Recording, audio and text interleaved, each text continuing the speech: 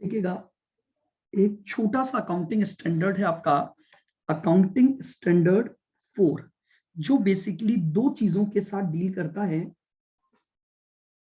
कंटिंजेंसीज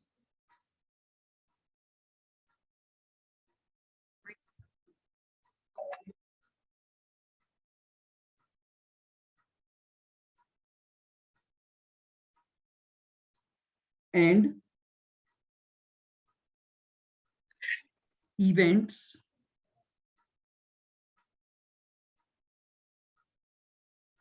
occurring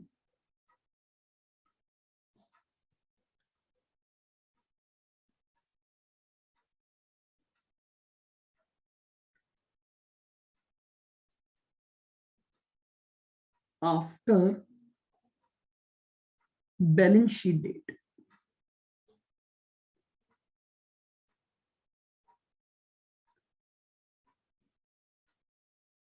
देखिएगा, ये जो आपका अकाउंटिंग स्टैंडर्ड 4 है वो बेसिकली दो तरह के अकाउंटिंग ट्रीटमेंट को बताता है।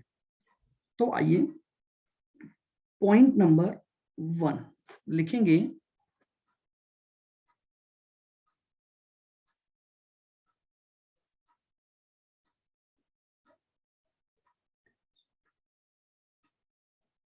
This AS deals with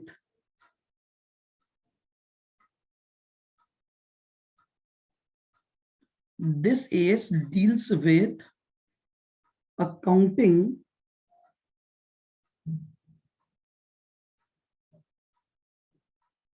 in respect of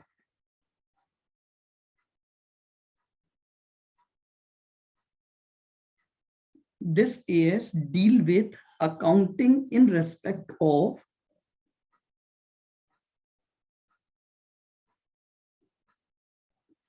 contingencies।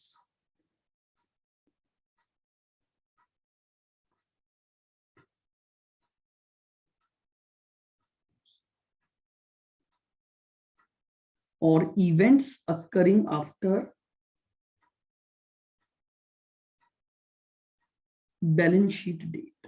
बस छोटा सा अकाउंटिंग स्टैंडर्ड है और ये दो एस्पेक्ट की अकाउंटिंग को बताता है, पहला कंटिंजेंसी को और दूसरा event occurring after balance sheet date को। तो देखिएगा, सबसे पहले हम बात करेंगे किसके रेस्पेक्ट में, कंटिंजेंसी के रेस्पेक्ट में, कि कंटिंजेंसी क्या होती है और इसका अकाउंटिंग ट्रीटमेंट क्या होगा। तो लिखिएगा,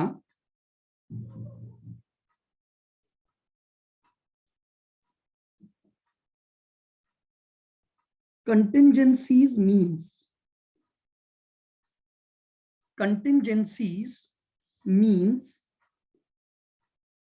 any condition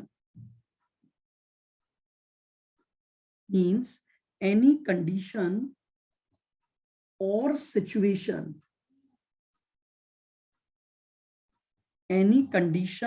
situation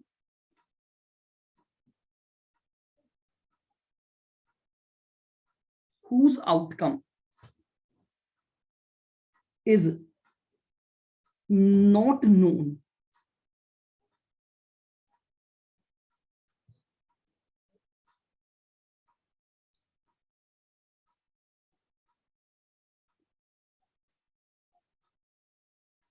or determine, comma, which is dependent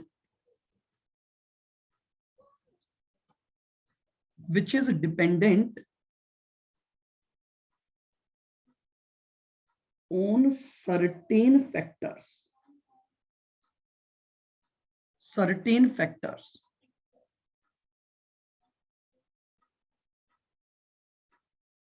which are not in control of entity। लीजिए, ये डेफिनेशन कंटिंजेंसीज की बताई गई। बिल्कुल ध्यान से धीरे धीरे मेरी बात को सुनोगे आप। देखिएगा, मान लेते हैं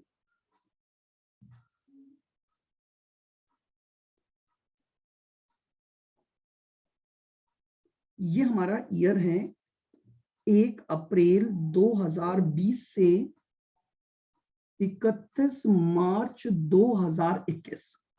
ठीक है, यहां हमारे बिजनेस में कोई एक घटना है, यहां हमारे बिजनेस में कोई एक कंडीशन है या कोई एक सिचुएशन है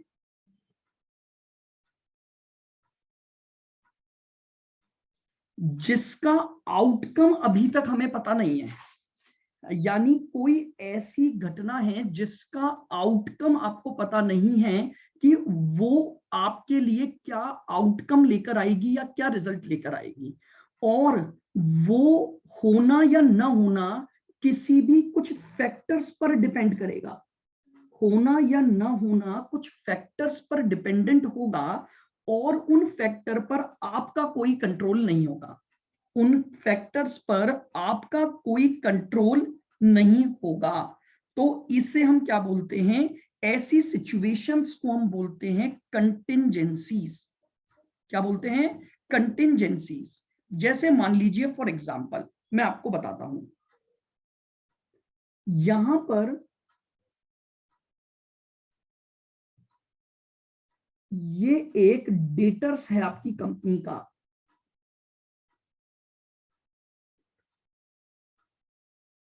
आपको ऐसा लग रहा है कि ये डेटर्स की जो फाइनेंशियल पोजीशन है, ये आपकी डेटर की क्या है, अगर कोई भी फाइनेंशियल पोजीशन है वो क्या है, बहुत खराब है।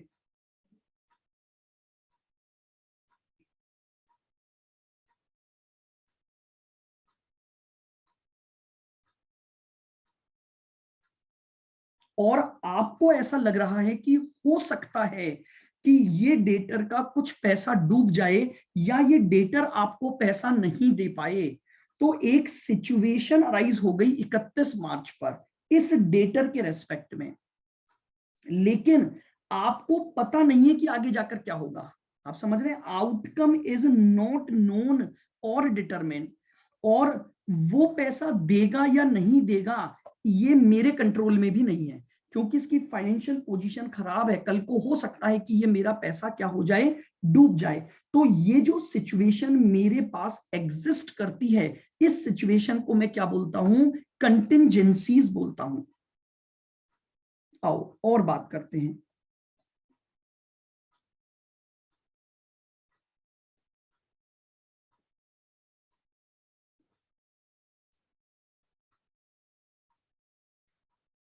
एक और एग्जांपल से बात करते हैं, देखो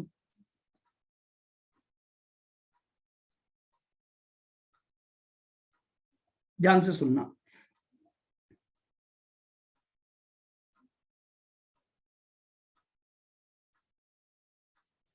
क्या है कि यहां पर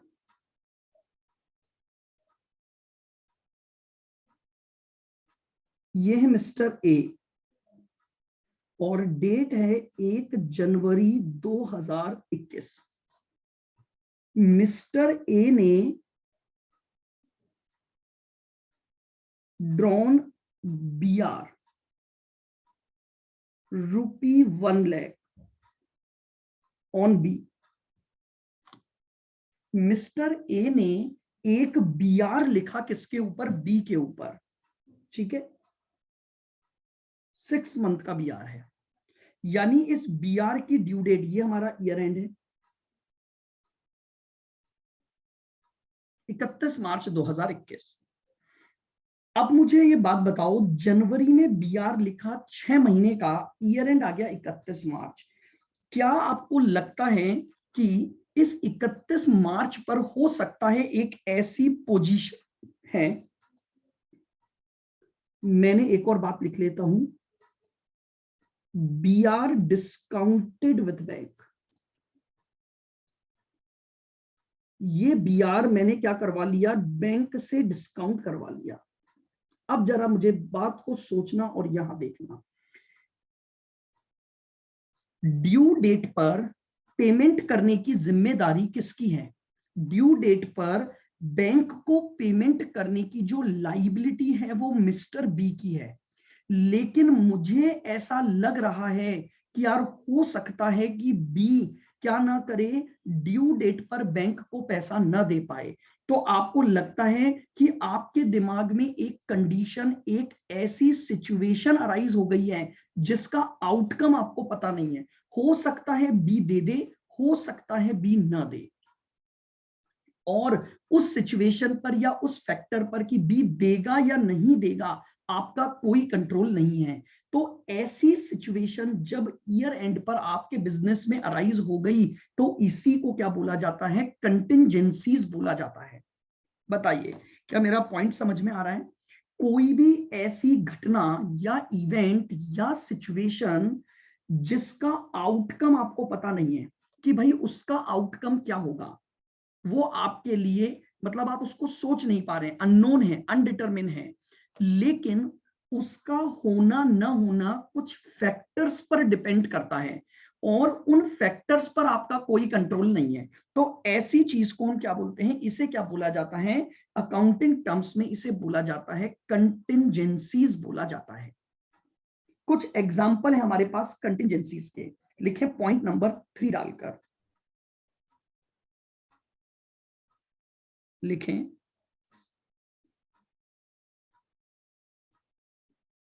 Some examples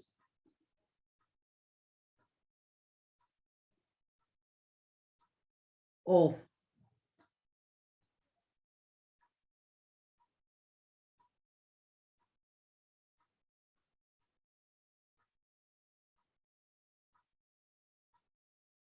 contingencies.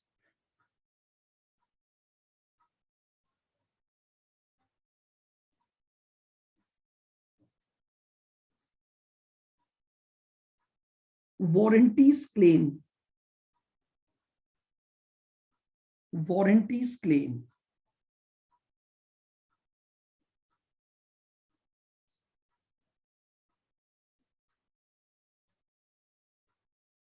Bills discounted.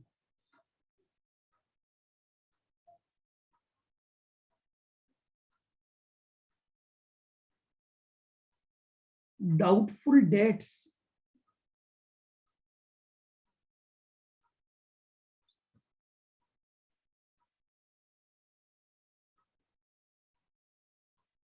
Disputed claims. कुछ एग्जाम्पल्स हैं, ये ऐसी सिचुएशन होती हैं जिनका आउटकम अननोन होता है। अब ए स्कोर बोलता है अगर ऐसी कोई सिचुएशन आपके पास है तो उसका अकाउंटिंग ट्रीटमेंट कैसे होगा। तो पॉइंट नंबर 4 लिखें, अकाउंटिंग ट्रीटमेंट।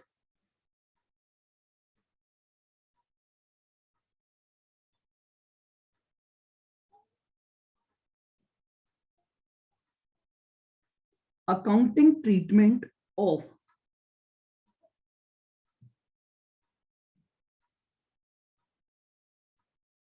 कंटिंजेंसी। सबसे इंपॉर्टेंट बात हमारे पास ये आ गई अब कि अगर हमारे बिजनेस में ऐसी कोई घटना एग्जिस्ट कर रही है,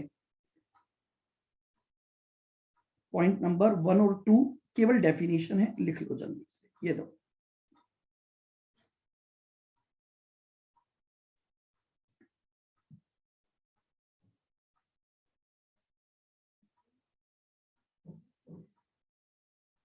हो गया?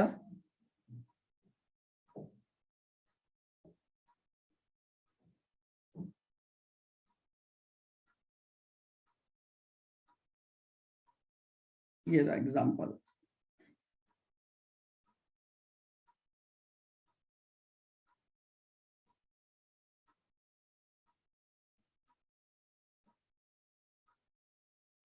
आइएगा, चलिएगा, अब मेरी बात को बहुत ध्यान से सुनना। अब कंटिंजेंसीज जो है यानी एक ऐसी सिचुएशन जिसका आउटकम मुझे पता नहीं है, तो वो आउटकम मेरे लिए दो तरह का हो सकता है, फेवरेबल और अनफेवरेबल।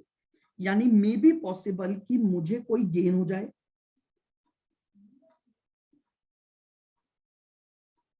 मुझे कोई कंटिंजेंट गेन हो जाए, या मे बी पॉसिबल उसका जो रिजल्ट आएगा, वो जो सिचुएशन एग्जिस्ट कर रही थी उसकी वजह से मुझे कोई लॉस हो जाए।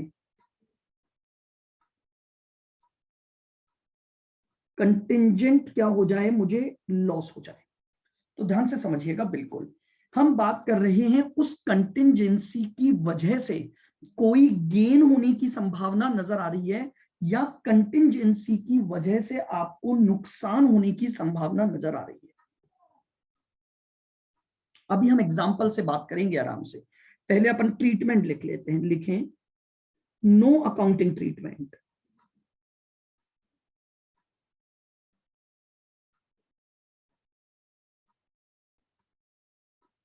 No accounting treatment for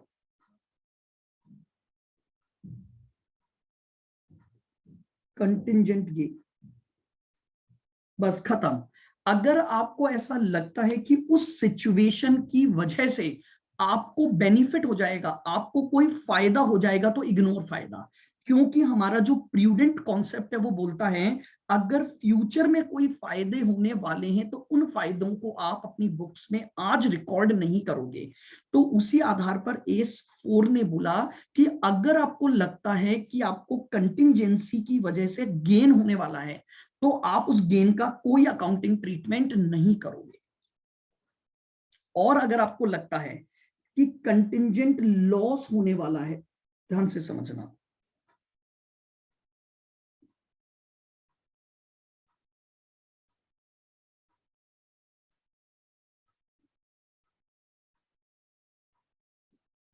treatment will be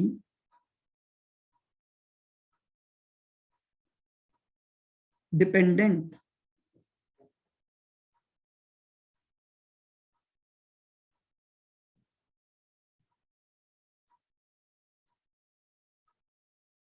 according to type of losses. अब देखिएगा, एस 4 ने आगे बढ़ा और क्या बोला कि जो कंटिंजेंट लॉस है उसका ट्रीटमेंट किस पर डिपेंड करेगा, उसका ट्रीटमेंट डिपेंड करेगा लॉस किस तरह का है। टाइप ऑफ लॉस के अकॉर्डिंग हम बात कर रहे हैं। अच्छा सर जी, आइए अब जरा टाइप ऑफ लॉस की बात कर लेते हैं। सबसे पहला,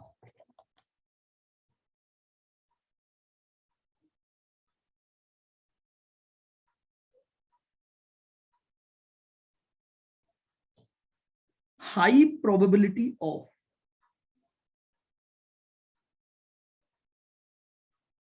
occurrence and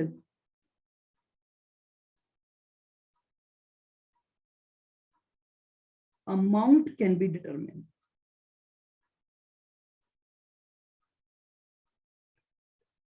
पहली सिचुएशन ये बनेगी, हाई प्रोबेबिलिटी है उस घटना के हो जाने की, और यानी उस लॉस के हो जाने की हाई प्रोबेबिलिटी है, और साथ ही साथ उसके होने वाले नुकसान का हम अमाउंट सोच पा रहे हैं। तो पहली सिचुएशन तो ये बन गई कि वो जो लॉस है उस लॉस के होने की हाई प्रोबेबिलिटी है, और साथ ही साथ हम उसके अमाउंट को क्या कर पा रहे हैं, सोच पा रहे हैं।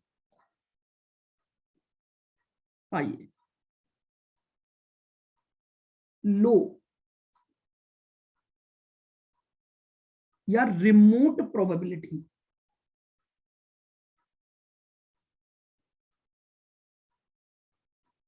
लो या रिमोट प्रोबेबिलिटी ऑफ अकरेंस, लो या रिमोट प्रोबेबिलिटी ऑफ अकरेंस। नुकसान के होने की संभावना बहुत कम है, लो प्रोबेबिलिटी है या रिमोट प्रोबेबिलिटी है।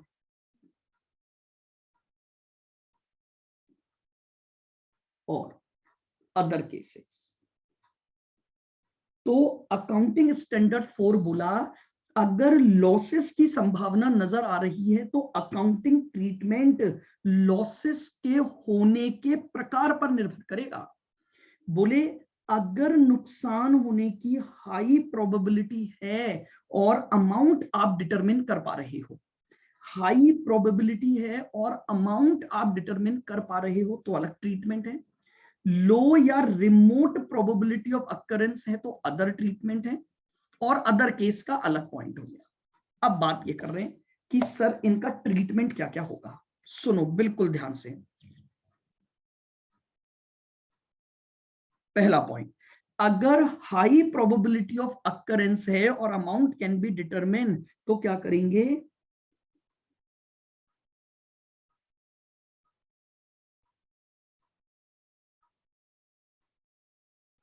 In this situation make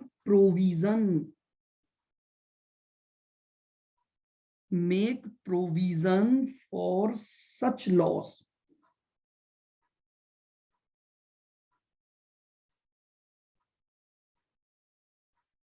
in books of accounts।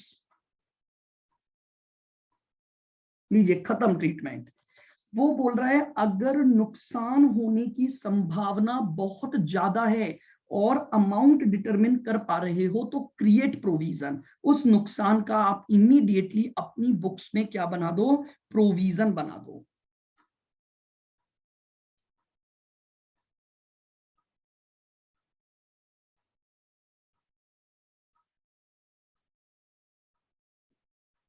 No accounting treatment.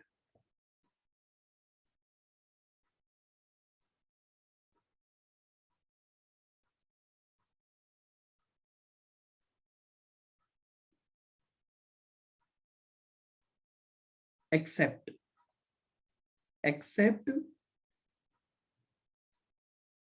bill discounted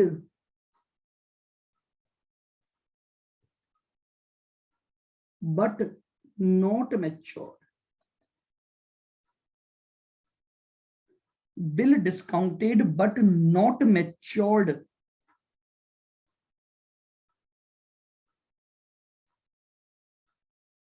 should be reported, should be reported as footnote. क्या बोला वो समझो। अभी आपको पूरा मैं क्लियर करूंगा, ट्रीटमेंट के बाद आराम से आपको सारी बातें समझ आएंगी। ये बोलते हैं कि लो या रिमोट प्रोबेबिलिटी है। सर लो या रिमोट प्रोबेबिलिटी का मतलब होता है एक जनरल बिजनेस सेंस कि अगर आपको लगता है कि इतना नुकसान तो हो ही सकता है, बहुत कम, रिमोट प्रोबेबिलिटी, बहुत कम, लेकिन संभावना है नुकसान होने की, इग्नोर।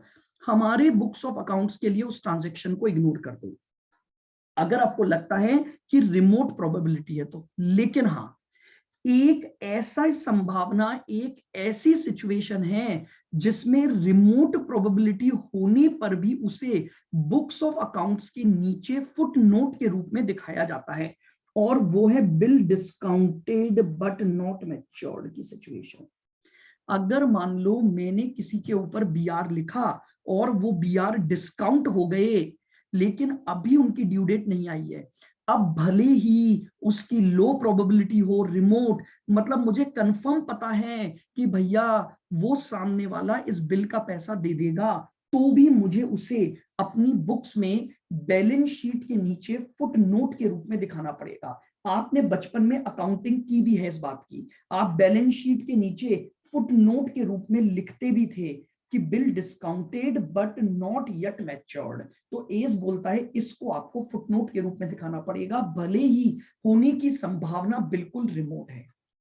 इसके अलावा अगर कोई भी अदर केस है, ना आपको रिमोट बोला ना हाई प्रोबेबिलिटी, तो केवल नोट्स टू अकाउंट्स में इनकी इंफॉर्मेशन दी जाती है।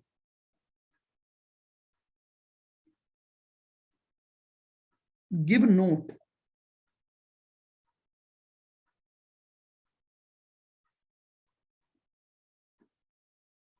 in respect of, give note in respect of factors या uncertainty क्या फैक्टर है या क्या अनसर्टेनिटी है जिसकी वजह से हमें लग रहा है कि नुकसान हो सकता है? नेचर ऑफ लॉस क्या है, इसको नोट्स टू अकाउंट्स में लिखना पड़ेगा। और amount expected to be lost, हमें इसको भी बताना पड़ेगा। अब मेरी बात को बिल्कुल बिल्कुल धीरे धीरे आराम से सुनना, मैं आपको एक एग्जांपल से इन बातों को समझाता हूं। देखिएगा, अब सुनोगे बिल्कुल ध्यान से मेरी बात को। मैं आपको क्या बताना चाह रहा हूं। क्या हुआ कि मुझे कल 10 लाख रुपयों की रिक्वायरमेंट है। मैंने सोचा यार कल सुबह बैंक जाऊंगा और बैंक जाकर मैं कैश निकलवा लाऊंगा। बहुत ध्यान से सुनो। अब अगले दिन सुबह मैं बैंक गया और बैंक से मैं कैश निकाल रहा हूं।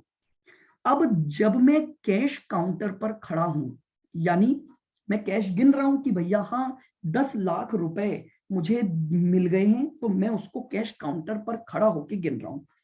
तभी मेरे बगल में वहां पर एक और व्यक्ति खड़ा था, बड़ी सी दाढ़ी, बड़ी बड़ी मूछें, और वो मुझे नोट गिनते हुए देख रहा था। बताओ मेरे मन में क्या कोई कंटिंजेंसी, कोई सिचुएशन अराइज हो जाएगी पैसों के चोरी होने की? वो भयावह व्यक्ति, बड़ी हुई दाढ़ी, बड़ी बड़ी मूछें, वो मुझे घूर रहा है ऐसे। मैं नोट गिन रहा हूं, वो मुझे ही घूर रहा है। अपना काम तो कर नहीं रहा, घूर मुझे रहा है। क्या लगता है आपको? क्या आपको लगता है कि मेरे दिमाग में एक सिचुएशन, एक कंटिंजेंसी आएगी कि मेरा पैसा तो आज गया, और खुदा न करे अब मैं बैंक से बाहर निकला, मेरे पीछे पीछे वो भी निकला, मैं आगे वो पीछे, मैं आगे वो पीछे, मेरी ऊपर की सांस ऊपर, नीचे की नीचे। लेकिन वो निहायती शरीफ आदमी है। ये तो उसने दाढ़ी नहीं बनाई कई महीनों से, बाल नहीं कटवाए। लेकिन आप समझ रहे हो, मैंने जब ऐसे एक व्यक्ति को अपने साथ देखा तो मेरे दिमाग में ऑटोमेटिक एक पिक्चर क्रिएट हो गई कि ये मुझे आज लूट लेगा, ये मुझे आज लूट लेगा। क्या लगता है, हाई प्रोबेबिलिटी है, या मेरे दिमाग ने उसकी एक पिक्चर बना ली? क्यों? क्योंकि उसकी दाढ़ी बड़ी हुई थी, उसके बाल बड़े हुए थे, और वो मुझे घूर रहा था। तो अकाउंटिंग बोलती है यार, जब आप 10 लाख रुपए कैश निकालोगे ना और आस पड़ोस में नजर डालोगे तो कई लोग आपको घूरते हुए दिख जाएंगे। वो तो एक संभावना है ही कि नुकसान हो सकता है। आप उस व्यक्ति को, क्या पड़ोस में एक और व्यक्ति खड़ा था उसको देख लो, वो भी आप ही को काउंट करते हुए घूर रहा होगा। क्यों? क्योंकि आप 10 लाख का कैश ले रहे हो। बात समझ आ रही है? लेकिन there is a low probability. मैं केवल उसकी अपीयरेंस को देखकर ये नहीं सोच सकता कि ये व्यक्ति मुझे लूट ही लेगा। कोई बात पूछनी है?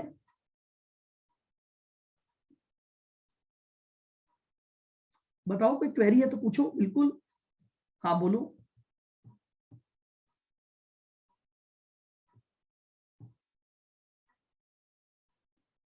बोलो भाई, लियोनोवो K6 नाम लिखा करो एक तो अपने। नाम लिखोगे तो मुझे भी आसानी रहती है। जल्दी पूछो, इफ एनी डाउट, या मैं आगे बढ़ूं? चलो, नहीं हाई प्रोबेबिलिटी का नहीं हुआ। ये तो एक नॉर्मल सी बात है ना। आप सोच के देखो दीक्षा, अगर मैं कैश काउंटर पर कैश गिन रहा हूं 10 लाख रुपए, तो मेरे दिमाग में हर व्यक्ति को लेकर यही शक आएगा, केवल उसकी दाढ़ी और मूछ से ही तो आया ना। छोड़ो दाढ़ी मूछ के, अगर कोई और व्यक्ति भी मुझे घूर रहा होगा ना पैसे गिनते हुए, तो उसको लेकर भी मेरे दिमाग में यही शक आएगा। क्यों? क्योंकि मैं एक नोटों के बंडल गिन रहा हूं, 10 लाख रुपए गिन रहा हूं। जानते हो, मेरा दिमाग ऑटोमेटिकली अनसर्टेनिटी पर चला जाएगा। बट क्या यह हाई प्रोबेबिलिटी है कि वो बैंक में आया हुआ व्यक्ति मुझे लूट ही लेगा? आओ अब जरा इस सिचुएशन को दूसरी तरह से सोचते हैं। सुनना, मैंने अपने बैग में 10 लाख रुपए रखे। सुनोगे बहुत ध्यान से, हाई प्रोबेबिलिटी की बात कर रहा हूं। अब मुझे एक बात पता है, मैं ये पैसों भरा बैग लेकर जब अपने घर की तरफ जाऊंगा तो बीच में एक सुनसान गली होगी, बीच में एक वो सुनसान गली आएगी। उस गली को जेब कतरों की गली के नाम से जाना जाता है। उस गली को जेब कतरों की गली के नाम से जाना जाता है। मैं जब उस गली में एंटर करूंगा तो 2 जेब कतरे साइड में, एक जेब कतरा पीछे, 2 मेरे बगल में, मैं ऐसे चल रहा हूंगा। बताओ नुकसान होने की प्रोबेबिलिटी हाई है कि लो है? प्रोबेबिलिटी हाई है कि लो है? मैं जाऊंगा एक ऐसी गली से जो जेब कतरों की गली के नाम से फेमस है। High probability. अब तो मैं मान लूंगा कि पैसा गया, मैं पहुंच ही नहीं सकता घर पे उस पैसे को लेकर। लेकिन जब मैं बैंक में खड़ा होकर कैश गिन रहा हूं तो लोगों के पहनावे को देखकर मेरे दिमाग में जो आ रहा है, वो क्यों आ रहा है सोच रहे हो? वो इसलिए आ रहा है क्योंकि मेरे पास एक बहुत बड़ी मात्रा में कैश है। तो वो एक रिमोट प्रोबेबिलिटी है, वो तो आपके दिमाग में आएगा ही आएगा, वो तो आपके दिमाग में आएगा ही आएगा। ये तो एक ऐसी संभावना है क्योंकि आप कैश लेकर आ रहे हो तो आएगा। तो हमारा ए स्कोर बोलता है कि बेटा अगर रिमोट प्रोबेबिलिटी उस ट्रांजैक्शन की वजह से आ रही है, कोई ट्रीटमेंट मत करो, छोड़ दो उसको, वो तो रहेगी। लेकिन अगर हाई प्रोबेबिलिटी ऑफ अकरेंस लग रहा है तो उस सिचुएशन में प्रोविजन बना दो। हम भी करते हैं। आओ एक और रियल लाइफ एग्जांपल लेते हैं। आप अपना एग्जाम देकर बाहर निकलते हो, आप अपना एग्जाम देकर बाहर निकलते हो। डर की 2 संभावनाएं हैं। रिमोट, आपका पेपर बिगड़ा, बिगड़ा नो डाउट। क्यों बिगड़ा? आपकी तैयारी बहुत अच्छी थी पर सीएफआर का पेपर उस अकॉर्डिंग नहीं आया था। नहीं आया तो बाहर आके आप रोने लगे, भैया ये तो क्या हो गया, क्या हो गया। आप समझो। लेकिन आपसे मैंने पूछा, मैं वहीं खड़ा था, मैंने पूछा कि भैया बता तूने पेपर अटेम्प्ट कितने का किया? वो बोला सर मैंने कर तो दिया 75-80 का, बट पता नहीं क्या किया। मैंने कहा ठीक है, तूने अपने मुताबिक पेपर नहीं किया, तुझे एक रिस्क नजर आ रही है, रिमोट या लो प्रोबेबिलिटी ऑफ अकरेंस से तू जा और आगे की तैयारी कर। फिर तभी मेरा एक और स्टूडेंट आया, आते ही गिर गया, बोला सर मैं क्या करूं? मैंने कहा क्या हुआ? सर मैंने पेपर 40 नंबर का ही अटेम्प्ट किया। बताओ प्रोबेबिलिटी कहां ज्यादा लग रही है आपको लॉसेस की, फेल होने की प्रोबेबिलिटी उस 70 नंबर वाले पर लग रही है या इस 40 नंबर वाले पर लग रही है? दोनों रो रहे हैं। लेकिन आप समझ रहे हो, मैं ये बोल रहा हूं आप जब पेपर देकर आए और आपको लगा कि पेपर आपके मुताबिक नहीं हुआ तो वो डर बैठना तो एक लाजमी सी बात है। पेपर खराब था, पेपर बहुत लेंथी था, हम समझ ही नहीं पाए पेपर में क्या करना है। That is a remote probability of loss. है, नुकसान हो सकता है, फेल हो सकते हैं, लेकिन वो एक रिमोट प्रोबेबिलिटी है। हमने पेपर अपनी तरफ से अटेम्प्ट किया बट एक रिमोट प्रोबेबिलिटी, क्योंकि पेपर बहुत टफ था, हमें नहीं पता हम क्या करके आए। लेकिन एक व्यक्ति जो पेपर ही 40 नंबर का करके आया, 40 भी नहीं, वो बोल रहा है मैं तो 35 ही करके पाया, तो भैया वहां तो हाई प्रोबेबिलिटी है। उसको बोलूंगा पढ़ाई अभी से स्टार्ट कर दे, मेक प्रोविजन इमीडिएटली, अभी से भैया पढ़ाई कर दे, रिजल्ट का वेट मत कर। तू बोल रहा है जब मैं अटेम्प्ट ही 35 करके आया तो क्या तू चमत्कार की उम्मीद रखेगा क्या? कि क्या पता भगवान शिव आए और 2-4 क्वेश्चन पर टिक कर जाएं। 70 नंबर वाले को मैं बोल सकता हूं भैया रुक, 40 आ जाएंगे। 70 के तूने किए हैं, 25 नंबर, 20-25 नंबर का गलत भी हो गया तो 40 पहुंच जाएगा, तू कुछ मत कर। लेकिन इस हाई प्रोबेबिलिटी वाले को बोला आज से ही चालू हो जा। बस यही हमारा अकाउंटिंग स्टैंडर्ड बोलता है।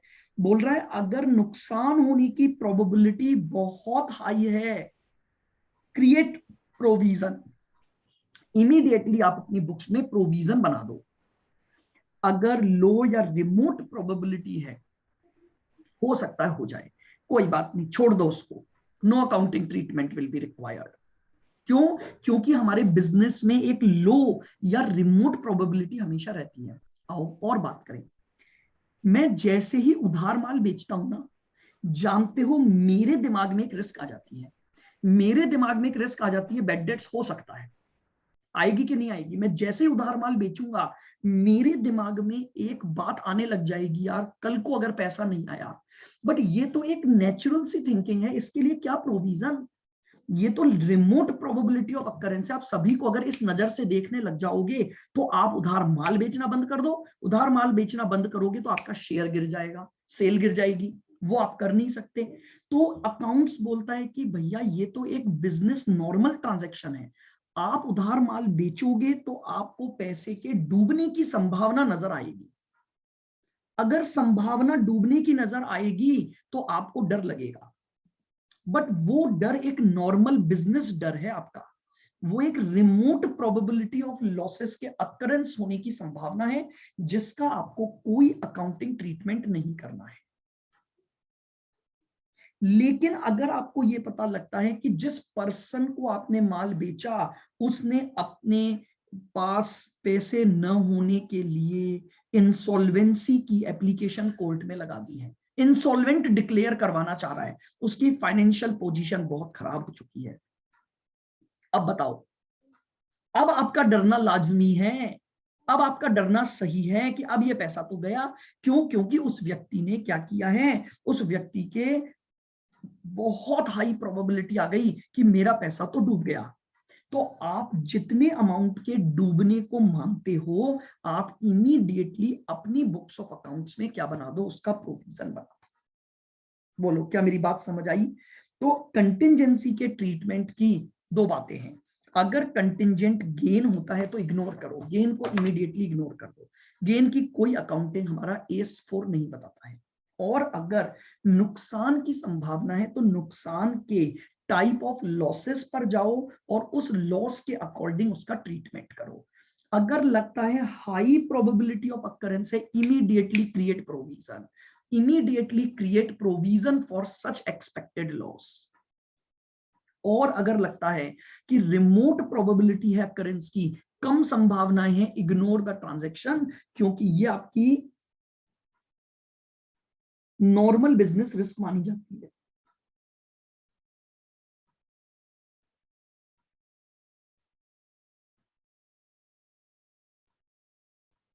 ये आपकी नॉर्मल बिजनेस रिस्क मानी जाती है, और नॉर्मल बिजनेस रिस्क हर बार आपके बिजनेस में एग्जिस्ट करेगी, उसके लिए आप प्रोविजन नहीं बना सकते।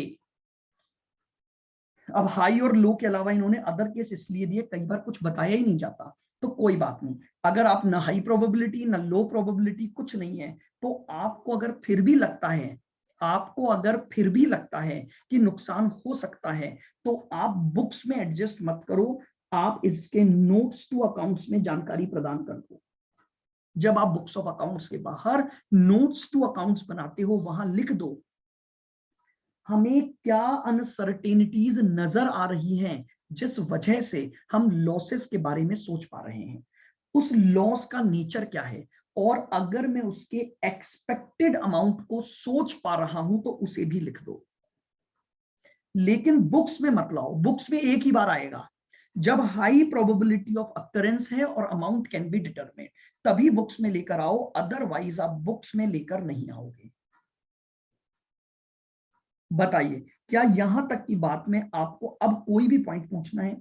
मैंने आपको कंटिंजेंसी का मीनिंग बता दिया, और कंटिंजेंसी का पूरा अकाउंटिंग ट्रीटमेंट मैंने आपको डिफाइन कर दिया कि कंटिंजेंसी का अकाउंटिंग ट्रीटमेंट इस तरह से होगा। बताइए मुझे एक बार, क्लियर है बिल्कुल? यही याद हो गया, नो नीड, आपको वापस गो थ्रू की जरूरत ही नहीं है, सिर्फ इतना सा ट्रीटमेंट है। दो बातें याद रख लो, कंटिंजेंसी का मीनिंग और ट्रीटमेंट, तीन बातें, हाई प्रोबेबिलिटी, क्रिएट प्रोविजन, बाकी सब में छोड़ दो। चाहे लो प्रोबेबिलिटी हो, चाहे रिमोट प्रोबेबिलिटी हो, या कोई एनी अदर केस हो, कोई अकाउंटिंग ट्रीटमेंट नहीं होना है। केवल और केवल अकाउंटिंग ट्रीटमेंट हाई प्रोबेबिलिटी के केस में ही होना है।